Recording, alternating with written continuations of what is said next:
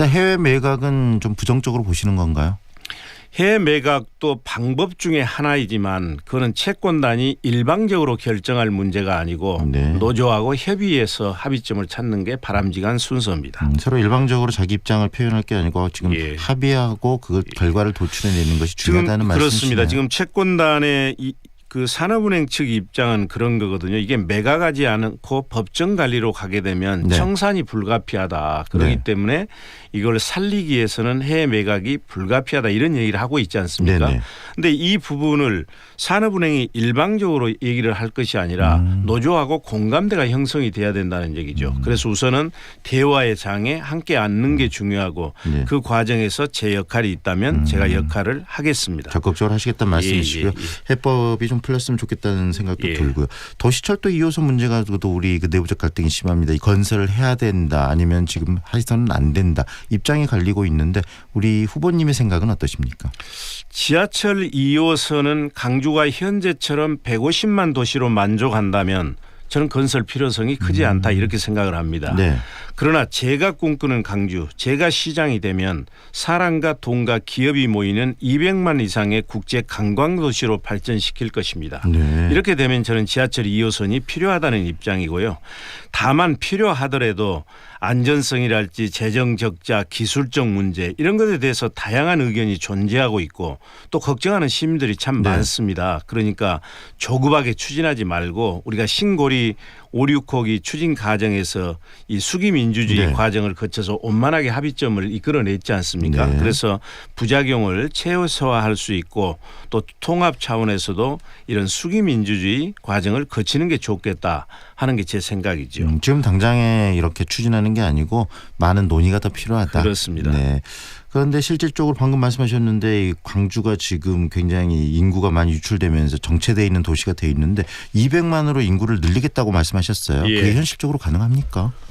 보통의 시장은 어려울 것입니다. 그러나 제가 아까 말씀드린 것처럼 저는 로드맵도 있고 마스터 플랜도 있습니다.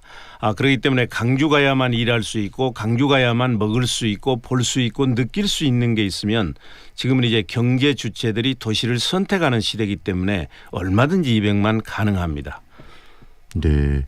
만약에 정말 광주가 200만의 도시가 된다면은 이 도시 자생력도 더 강화되고요. 굉장히 경제적으로도 활성화될 텐데 또 하나 지금 뭐 이렇게 활성화되더라도 이 각 구간의 이 어떤 균형점들이 맞아야 되는데 동구나 이 남구나 중심으로 해서 도시 이 공동화가 굉장히 심화되고 있거든요.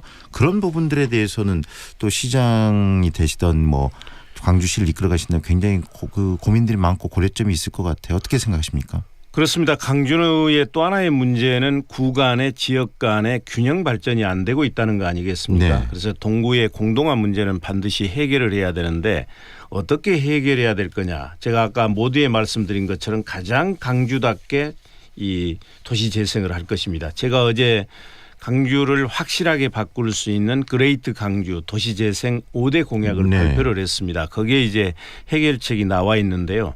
예를 들면 우리가 아시아 문화 중심 도시 아시아 문화 전당 이게 건립하면서 기대를 많이 했지 않습니까? 네.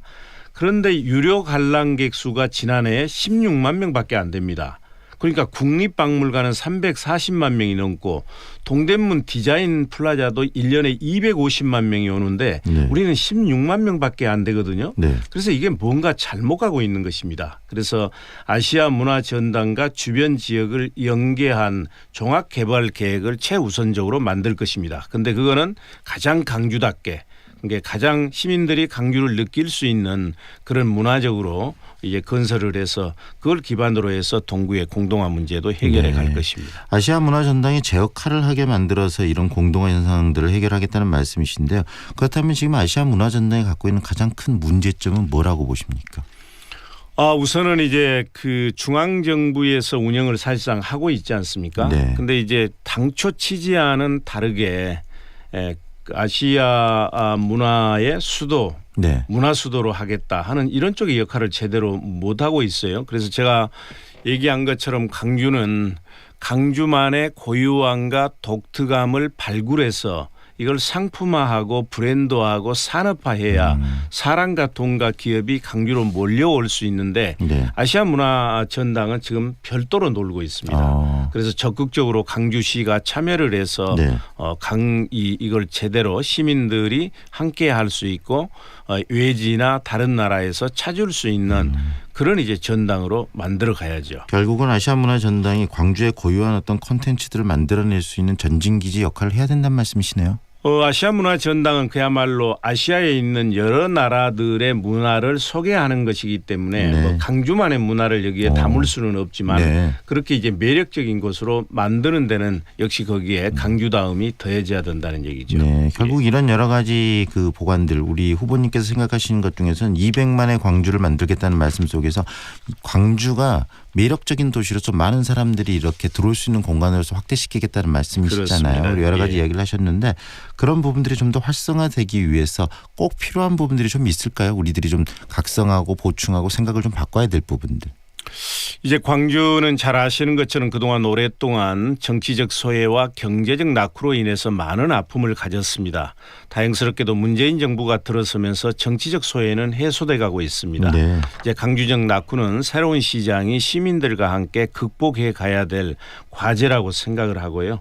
특히 이제 지방 분권 시대에는 이 중앙 정부가 실질적인 권한을 가졌던 지역 발전에 로드맵을 우리 스스로 만들고 네. 다른 지자체와 치열하게 경쟁해야 되기 때문에 이 준비된 시장이 아주 절실하게 필요합니다. 그래서 확실한 시장을 뽑아서 주민들과 함께 시민들과 함께 힘을 모아가는 것이 네. 해결책이라고 생각을 합니다. 더불어서 이 광주를 발전시키는 광주시장의 모습에 있어서 많은 분들이 기대를 할 것도 같지만 또 이 광주시장이라면은 어떤 정치적인 상징성이나 광주가 갖고 있는 의미에 있어서 중앙정부 또는 뭐 이 여당 내에서도 굉장히 중요한 정치적 리더가 돼야 된다는 생각도 드는데요. 예.